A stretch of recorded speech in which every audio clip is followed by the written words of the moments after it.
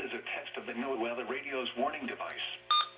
The preceding signal was a test of the weather radio station's public warning system.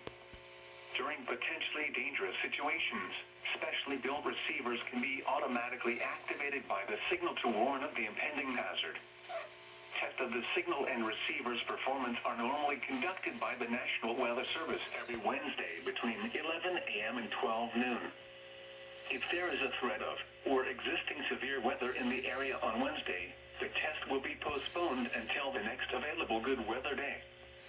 Problems with reception of this broadcast, normally more noticeable at greater distances from the transmitter, can occur even though you are using a good quality receiver in perfect working order. To provide the most consistent and dependable warning service possible, the warning alarm will be activated for hazardous watches and warnings for the following counties: Brazoria, Chambers, Fort Bend, Galveston, Harris, Liberty, Montgomery, and Waller.